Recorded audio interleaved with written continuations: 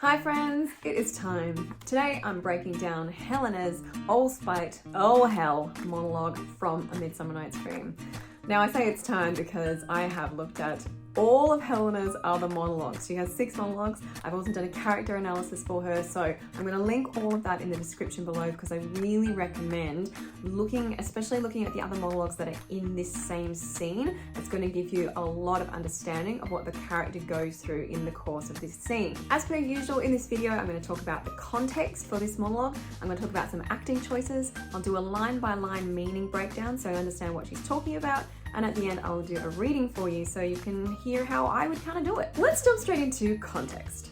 So context, you're probably fairly familiar with Midsummer Night's Dream. I would assume it's a very, very popular play. In this scene, Lysander and Demetrius have just woken up. They've had some fairy dust sprinkled on the juice, and they are now both in love with Helena, which is a new development.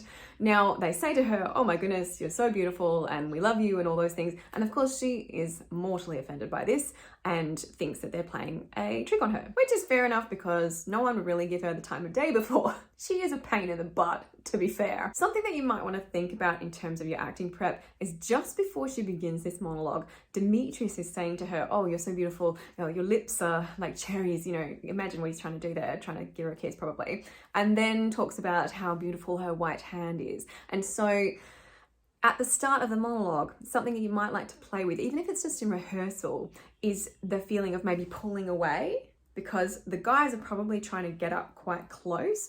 I think that's something that can really spur you on and give you that sense of energy and drive throughout the monologue, is a sense of like, get away, get away, get away.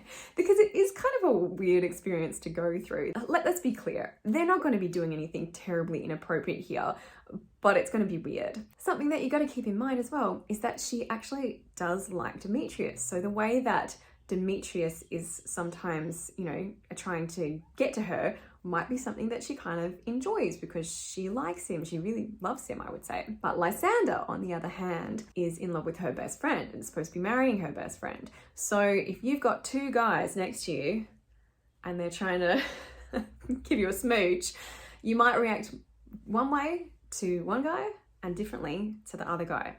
So as I usually say, think about who is with you in the scene, where they are, so you can kind of adjust your eye line.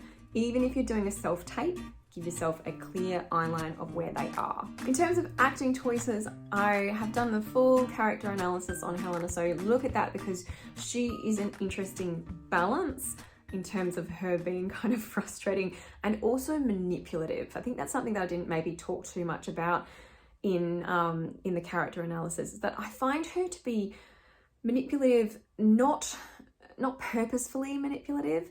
It's just that she is someone that maybe doesn't have the best self-esteem and is thus quite self-absorbed. And when she speaks to people, she kind of wants them to respond in a certain way, as we all do. But she plays, I think, almost every time she speaks, it feels like she's playing certain tactics to get the response that she wants from the people that are listening. So whether it's trying to make them feel sorry for her or mostly make them feel sorry for her, I think, or, just draw them back in again. So I think you got to think about the tactics that Helena might be playing in this monologue and try and find the variety, because that's the big thing with this monologue, is that it can end up a big wash of, "Oh, I'm so upset." And no one wants to watch that. I'm sorry. I'm so judgmental of Helena. She's great, but like, oh my God. Oh, the other video that I want to mention is that I have done like a full ranking of all of Helena's monologues. If you're still kind of going, I'm not sure which one to do, check out that video. I've linked it in the description box because it will talk about this sort of pros and cons, strengths and weaknesses of each of the monologues so you can kind of understand what you're getting into. They're all kind of okay, but there are things that you need to consider. Right, so let's jump into the meaning breakdown. This should be fun. Okay, so we start with, "Oh spite, oh hell, I see you all are bent to set against me for your merriment." So what you want to think about here is a couple of things. Firstly, those 2 O's. I'm always talking about how an O should be kind of guttural. It should be connecting to your diaphragm, to your emotion that sits in your guts. And it should not be Oh, spite, oh, hell. So it's like, oh, spite, oh, hell. Really lean into it. And she uses a lot of plosive words and a lot of H's. Think about how much she might be spitting these words. We'll talk about this as we go on. So the first bit, I see you all are bent to set against me for your merriment. So what's important about that bit is the all. She's saying that, oh, I see, you guys are in it together, which is similar to what she does later with Lo. She is one of this confederacy, but that's when Hermia has also joined. So at this point, she's just talking about, oh, I see, you two are in it together and you're having fun, you know, at my expense. If you were civil and knew courtesy, you would not do me thus much injury. Again, hear how it's very sort of spitty? So if you were nice people, if you were a nice guy and had good manners, you wouldn't do this to me. You wouldn't do such horrible things to me. Can you not hate me as I know you do, but you must join in souls to mock me too? So the hate me thing is interesting. Demetrius has literally said that he hates her. So that is fair. Lysander, I don't think has ever said that specifically. So it's interesting that she's including him in that as well. Oh, you never liked me. Like, I know that you love my best friend, but I know you never liked me. So there's levels to that. Join in souls, it just means joining the two of them like as a team together. But I always think it's useful to think about, why did he pick the word souls? He could have picked something else. It's a very specific kind of word. It suggests kind of the banding together, the being on the same page as someone else. She feels like they are a team, a united team against her, as she feels all the time.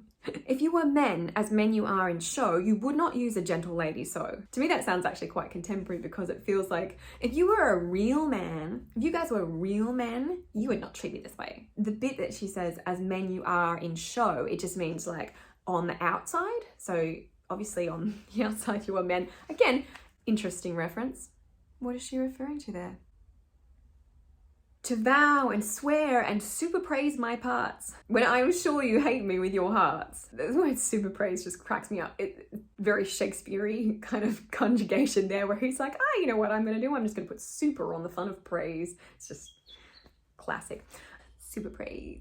So I think that's fairly self-explanatory. So in the lead up to this, they've been saying how beautiful she is and praising her and going over the top is kind of what the go is there. You both are rivals and love Hermia, and now both rivals to mock Helena. There she's just setting up how they were before competing for Hermia, because Demetrius apparently still loves Hermia, and now they're competing to see like how much they can kind of upset Helena, apparently. A trim exploit, a manly enterprise to conjure tears up in a poor maid's eyes with your derision. This is sarcasm, guys. So a trim exploit is like, that's a nice thing to do, very manly, to make me so upset with all your insults. None of noble sort would so offend a virgin and extort a poor soul's patience, all to make you sport. So she's attacked their manliness, and now she's attacking their upbringing, essentially their class status, by saying like, you should be noble, but you're actually behaving very badly and beneath you. Let's look at some of the things that she's referring to specifically. So she says, so offend a virgin. Now she's referring to herself. In some productions I've seen, people actually have Demetrius and Lysander crack up when she refers to herself as a virgin, like it's a bit of a joke. But really in Shakespeare's day, it just meant like, which theoretically she would have been a virgin, but also just like, you know, a poor maid, a poor young lady, and extort a poor soul's patience again. So just poor me, poor me, poor me all the time, all to make you sport, just like all for your own entertainment. Notice towards the end here, she's gone from like pretty much finishing her sentences at the ends of lines, or commas at the ends of lines, and then towards the end she's sort of finishing things in the middle of lines. So that often indicates, it can indicate lots of different things, but it's worth looking at, like, why has she sort of lost her rhythm there? Is it because by the end of it she's feeling kind of out of sorts, or she's run out of things to say, or she's confused, or she's really upset? Or are they reacting in a particular way that's kind of throwing her off? It's always worth noticing where the rhythm changes. So just notice that.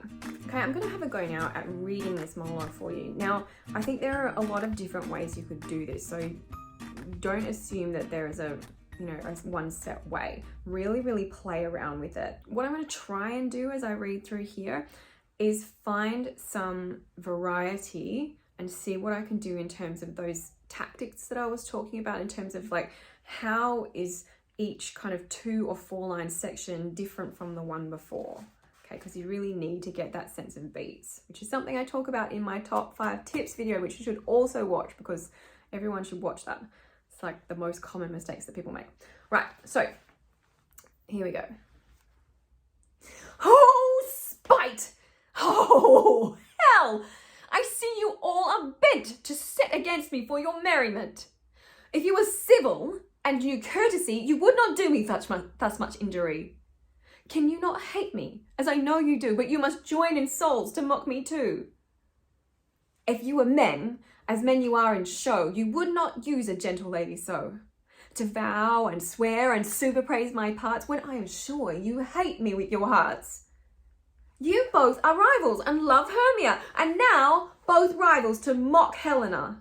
A trim exploit, a manly enterprise, to conjure tears up in a poor maid's eyes with your derision. None of noble sort would so offend a virgin and extort a poor soul's patience, all to make you sport.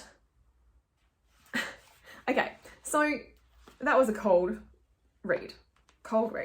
And what I was playing with towards the end there that I found helpful is that perhaps at the start they're kind of further away and she's a little bit more calm, and then as she goes on they get closer to her and they're kind of you know, trying to grab her arm or whatever, and that is the thing that kind of puts her off. For me that worked, but you could find your own thing. So I hope that was all helpful. Please check out the description box below. I will link my ranking video on screen for you so you can have a look at that. So many resources for you. Let me know what you want me to look at next time. Let me know what your questions are. Otherwise, I'll see you in the next video.